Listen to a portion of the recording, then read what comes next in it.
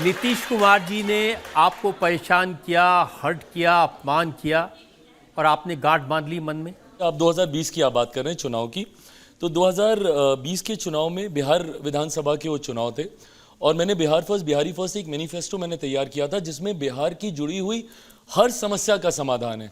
बिहार में राजस्व कैसे बढ़ेगा, बिहार में आप रिलीजियस टूरिज्म को आप कैसे प्रमोट कर सकते हैं, एग्रो प्रो स्टेट है हमारा, वहाँ पे फार्मर्स की समस्याओं को आप कैसे हल कर सकते हैं, वहीं पे प्रोसेसिंग यूनिट्स लगाकर वहाँ के उत्पादन को आप कैसे आप देश विदेशों में आप भिजवा सकते हैं। नीतीश कुमार की पार्टी को खिसका के कैसे 43 पर ला सकते हैं। आपने वो पूरा चुनाव नीतीश जी के खिलाफ लड़ा। नहीं, मैंने उनके खिलाफ नहीं लड़ा। मैंने बिहारी फर्स्ट को मैं चाहता था कि सरकारी एजेंडे का हिस्सा बनाया जा सके। गठबंधन के भीतर उसको लेकर एक आम सहमति नहीं बनी। मेरे पास दो विकल्प थे, या तो मैं ऑल्टरनेटिव अलायंस में जाता which was with RJD and Congress and everything, but फिर मोदी का हनुमान हूँ, ये भी नहीं कर सकता था, तो उनके खिलाफ भी नहीं जा सकता था। तो उस वक्त पार्टी ने यह निर्णय लिया कि हम लोग अकेले चुनाव लड़ेंगे और हम लोग लड़े ईमानदारी से। जीतने के लिए हम लोग चुनाव लड़े, जीते नहीं, बट हाँ नुकसान हुआ थोड़ा बहुत। आपका तो कम नुकसान हुआ, नीतीश जी का ज्यादा हुआ। वो कहते हैं कि नीतीश जी का घर फूंक के तमाशा देखा चिराग ने। कतई नहीं बिल्कुल भी नहीं। मैं उनमें से हूँ ही नहीं कि दूसरों के दुख पे मैं खुशी मनाऊं। अपनी अचीवमेंट्स में प्राउड जरूर फील करता हूं, बट दूसरों को दुखी देखकर खुश होने वालों में से नहीं। ये बात किसी और ने नहीं कही, आपके चाचा पशुपति पारस। आज पूछेगा उनसे क्या कहेंगे। अब तो परिस्थितियां बदल गई, लेकिन उस वक्त उन्होंने कहा था कि चिराग ने मुझसे कहा कि नीतीश कुमार को राजनीतिक तौर पे मैं ख़त्म करना चाहता हूं। बिल्कुल नहीं। देखिए, मैं हमेशा पद का, रुतबे का, तजुर्बे का सम्मान करने वाला आदमी हूँ और अभी शुरुआत है मेरी राजनीति की। मैं कतई उस स्तर पे नहीं हूँ कि राजनीति के धुरंधरों से मैं इस तरीके की भावना रख सकूँ या इस तरीके का बदला एज यू सेड मैं ले सकूं। मेरी वो हैसियत नहीं है। मेरे मुख्यमंत्री पिछले 20 सालों से मेरे प्रदेश के मुख्यमंत्री हैं।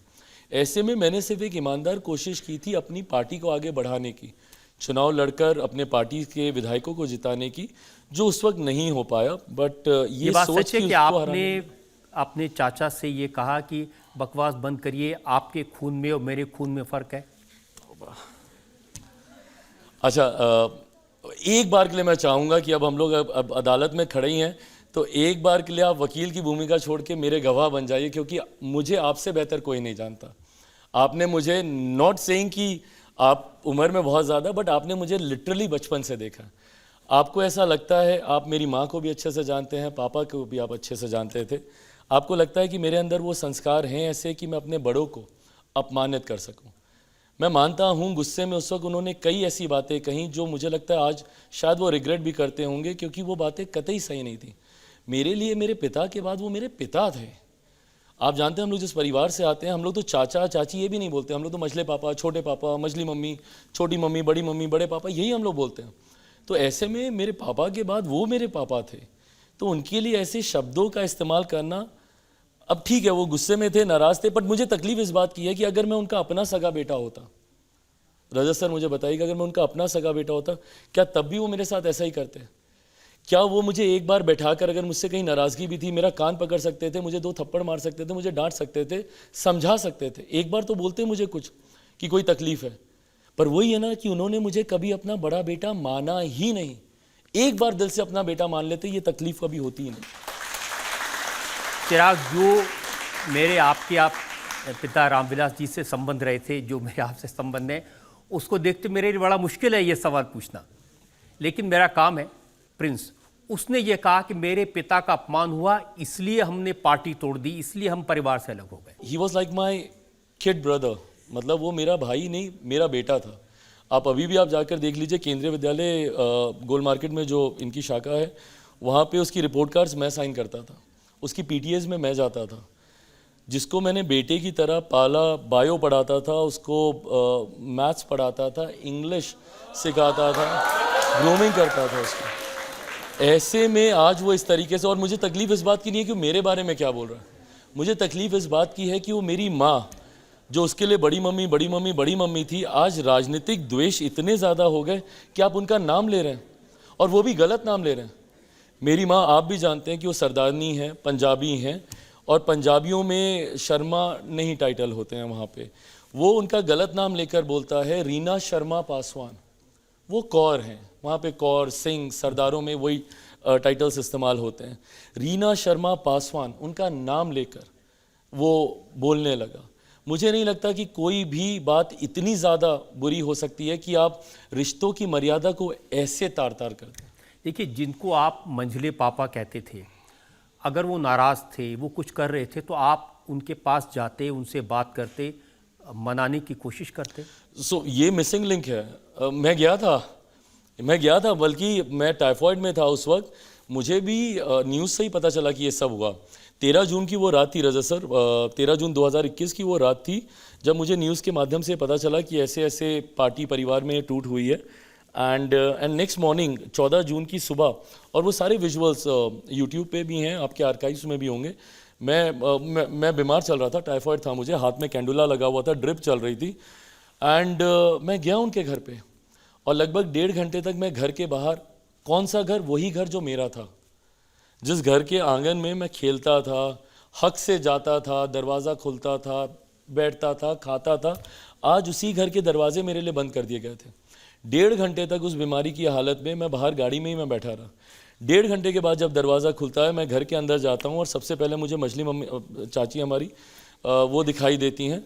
मैं जाता हूँ, मैं उनके पाँव छूता हूँ, वो 2 कदम पीछे कर लेती हैं और मुझे बोलती हैं कि तुम्हारे साथ जो हो रहा है अच्छा हो रहा है। एक माँ अपने बेटे को ऐसे कर्ज कर सकती है कि तुम्हारे साथ जो हो रहा है अच्छा हो रहा है। मैं तो उस दिन अपना सब कुछ देने ही गया था। मुझे बस ये था कि भाई आप परिवार मत तोड़िए, पार्टी मत तोड़िए। पापा ने बहुत मेहनत से, खून पसीने से इसको सींचा है। अगर लगता है मुझसे ही कहीं गलती हुई है तो मैं सब आपको देने को तैयार हूँ। मैं तो गया ही था छोटा बनकर, पर उस वक्त भी उन्होंने दरवाजे मुझ पर बंद कर दिया। रामविलास जी कभी नहीं चाहते थे कि परिवार टूटे, पार्टी टूटे, और उन्होंने जीवन भर इसकी कोशिश की थी। और उनके जाने के बाद इस भूमिका को मेरे चाचा जी को ही निभाना था। उनके बाद परिवार के, और हम बिहारी परिवार के लोग हैं, हमारे यहाँ घर के बड़े ही ये सब फैसले लेते हैं।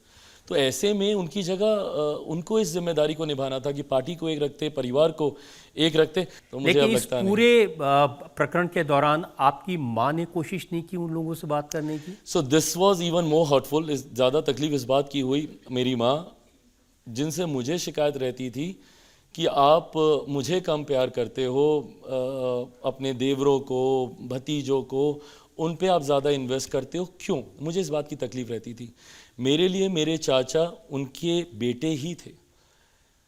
कोई दिन ऐसा नहीं जब भाभी भाभी भाभी भाभी भाभी करते वो घर नहीं आते थे। और आज वही भाभी चिराग की माँ हो जाती हैं। उनके सारे इंटरव्यूज़ में चिराग की माँ, चिराग की माँ, चिराग की माँ। मतलब कैसे ये रिश्ते बदल जाते हैं एक दिन में। सालों तक, दशकों तक जिस लेडी ने आपको एक बेटे की तरह प्यार किया, आपको, आपके परिवार को संभाला, आज 44 साल हो गए, पापा आज होते 45 साल हो गए होते इन लोगों की शादी को, और पिछले 44-45 साल से एक माँ बनकर मेरे चाचाओं को उन्होंने संभालने का काम किया, उनके परिवार को संभालने का काम किया। और आज जब वो आपको फ़ोन कर रही थी, उस पूरी रात वो लेडी सोई नहीं है एक मिनट भी। पूरी रात फ़ोन करती रही कि 1 मिनट ले आ जाइए पारस जी, 1 मिनट ले आ जाइए, हम लोग बैठ के हम लोग सारी चीज़ों को ठीक कर लेंगे। कोई चीज़ ऐसी नहीं है जो बातचीत से हल नहीं हो सकती। एक बार वो नहीं आए, और उसके बाद वही भाभी चिराग की माँ बन जाती है। और मैंने तस्वीरें देखी, आपको घर खाली करना पड़ा, वो घर जिसमें बरसों रामविलास जी रहे थे। मतलब मेरी तो और कोई मेमोरी ही नहीं है ना उसके अलावा। मैं 82 बॉर्न हूँ, 89 में मैं उस घर में गया था, और 7-8 साल की मेरी उम्र थी, और अब उससे पहले का तो किसी को क्या ही याद रहता है। तो मेरी जितनी भी यादें हैं वो उसी घर की थी, और 34 साल मैं उस घर में मैं रहा हूँ। तो जिनके आप हनुमान थे उन्होंने मदद नहीं की आपकी? आई डोंट नो, मैं मदद की अपेक्षा भी दूसरों से रजा सर कैसे ही रखूं और क्यों रखूं? क्योंकि लोग तंज कर रहे थे, बड़े हनुमान बनते हैं। मेरे अपनों ने ही मेरा साथ नहीं दिया ना इसमें। मैं दूसरों से तो उम्मीद तब रखता जब मेरे अपने मेरे साथ रहते। और मैं डंके की चोट पर इस बात को मैं बोलता हूं कि अगर मेरे अपने मेरे साथ खड़े होते, दुनिया की कोई ताकत नहीं है जो मेरे परिवार, मेरी पार्टी को तोड़ सकती थी। कोई ताकत नहीं। धोखा मैंने अपनों से ही खाया है। मेरा अगर अपना सगा खून, मेरा भाई मेरे साथ होता, मेरे पिता तुल्य, मेरे चाचा मेरे साथ होते, तो मैं किसी दूसरे के सामने क्या ही उम्मीद लगाऊं। But having said it all, मुझे लगता है अब गंगा से बहुत पानी बह गया इन सब चीज़ों को लेकर। मैं बहुत आगे निकल आया हूं, वो बहुत दूर चले गए हैं। चिराग, इस आंधी में सब कुछ उड़ गया, घर चला गया, पर ये चिराग बुझा नहीं है। कुछ भी हो गया हो, इस आंधी में चिराग नहीं बुझा है। ये पार्टी चली गई, सिंबल चला गया, तो कैसे वापस खड़ा कर दिया आपने पार्टी को? अब पापा ने ना गाहे बगाहे, he never actually taught me politically क्या करना है नहीं करना है, बट कई बार उन्होंने मुझे कहा था कि जब जीवन में कुछ समझ में नहीं आए, आगे अंधेरा दिखे, क्लैरिटी ऑफ थॉट्स नहीं हो, कन्फ्यूजन हो, विपरीत समय हो, डिफ़िकल्ट टाइम्स हो, ऐसे में बस लोगों के बीच जाना, उनके बीच जाना, अपने आप तुमको रास्ता दिखता रहेगा। And this is exactly what I did. 13 जून को ये सब हुआ। 5 जुलाई को पापा का बर्थडे होता है। उनके बर्थडे के दिन आई स्टार्टेड दिस आशीर्वाद यात्रा। हाजीपुर से मैंने इसकी शुरुआत की थी और ये 1.5-2 साल तक लगातार ये यात्रा चलती गई। And here I am.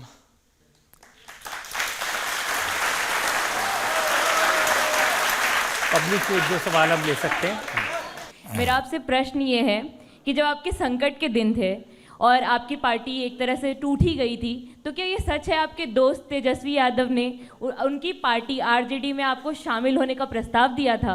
ना ऐसा कोई प्रस्ताव आया था, ना भविष्य में ऐसे किसी प्रस्ताव की गुंजाइश है। मेरी अपनी पार्टी है, गठबंधन में रहेंगे, मजबूती के साथ रहेंगे, बट किसी के साथ मर्ज नहीं करूंगा। बुरे वक्त में आपकी पड़ोसन सोनिया जी का भी कोई मैसेज नहीं आया? Well, I'm thinking of it now. नहीं। और भविष्य में इस बात की कोई संभावना है आप कभी राहुल गांधी के साथ जाएंगे? Well, कहा जाता है you should never say never, but I think this is one thing I can surely say never. तो आपके गठबंधन की कितनी सीटें आ जाएंगी बिहार में? गठबंधन की अगर आप बात करें, मैं दावे के साथ कहता हूं 40 की 40 सीटें। अब मैं बताता भी हूं, कारण है मेरे इस दावे का। 2019 का चुनाव हम लोग मात्र 3 दल मिलकर लड़ रहे थे, भारतीय जनता पार्टी, जनता दल यूनाइटेड, लोक जनशक्ति पार्टी। हम लोग सिर्फ 3 दल थे। हम लोगों ने 40 में से 39 सीटें जीती।